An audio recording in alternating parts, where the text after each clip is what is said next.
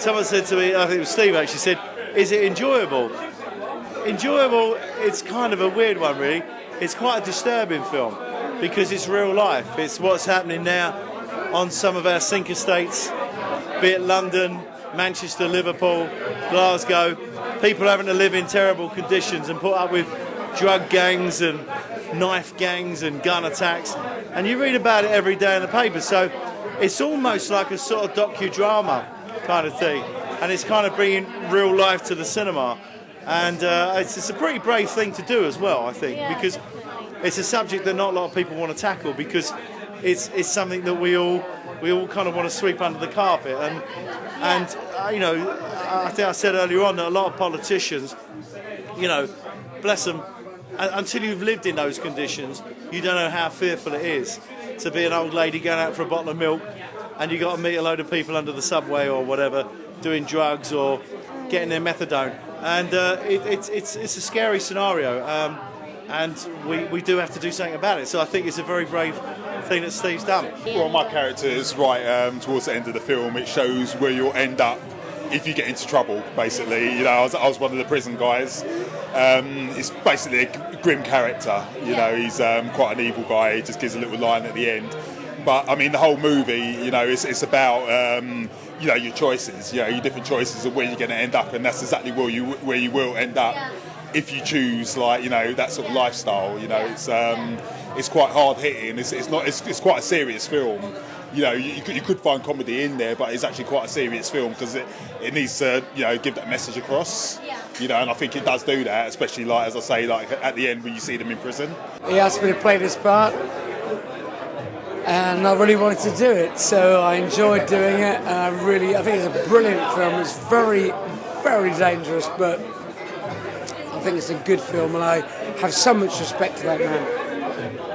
Okay, so was it a really enjoyable experience, you know, on the sets, just shooting? To be honest, it wasn't that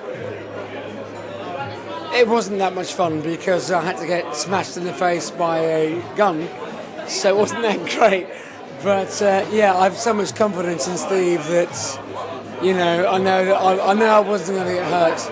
But it's the first time I've ever been in a real film, so I'm very, very happy to be involved. And yeah, he's a good man, and I wish him all the best, you know. Okay. Well, best of luck as well for your acting. Thank you, my darling. Cheers. I had a thoroughly enjoyable afternoon, actually, and just as you said, I mean, it's hard to say you enjoy a film that's about violence and the ugly side of life. But it was refreshing to watch something that didn't glorify it. Yeah.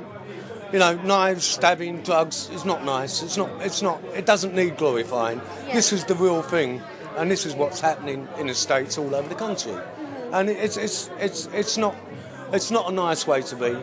And I felt as well, though, it's about these hoodie gangs.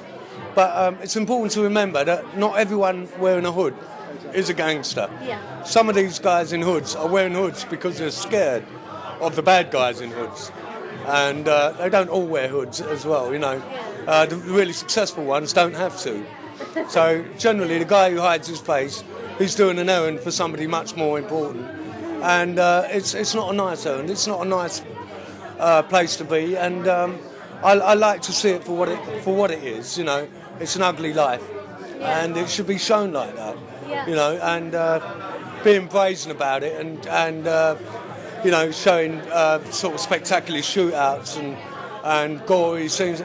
That's not real life, and these kids will only find out the hard way. So watch the film, see what it's really like. Do you really want to get involved in that? Yeah. Keep out. You know, it doesn't work. It just doesn't work. The point about a young black lad that did study and become a lawyer, because in a lot of films it normally works out that the young black lad ends up stabbing people, you know, or ends up in prison or whatever, and he's the one that did do well, you know, and kind of set an example, I think, in a way.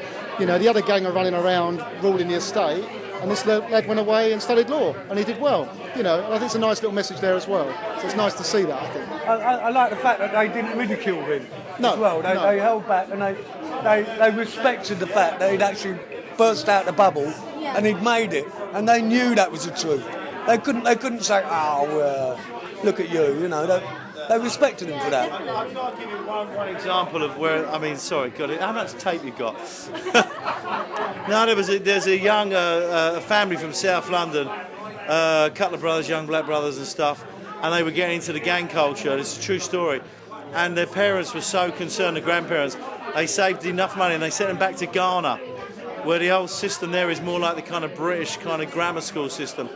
And they had a complete culture shock because there was discipline and everything else. One's training to now is going to be an accountant, and one's a doctor. And their parents said if we hadn't have done that, they would have been probably dead or in prison. And I thought, so what you did in the film was really important. He's written the film, directed the film, and he's also playing one of the very important characters in the movie. So yeah, I'd just like to know a little bit about your journey, really, from the beginning right to the end. Today is obviously you're seeing the final result. It must be very rewarding and just a really special day for you, really. Yeah, most definitely. I wrote this film in 2004, and it's been a long journey. I mean, initially we tried to raise sort of £500,000 budget, which is nothing in the film world, as we know. We couldn't raise that, or we could have persevered, but because it was a now topic, I thought, look, we need to strike while the iron's hot. We need to go into production as soon as possible. So we had a small amount of money, and I said, let's go, let's just do it. And if we need to raise money on the way, we'll do it, and we'll pull in favours at the same time. See if we get the film completed.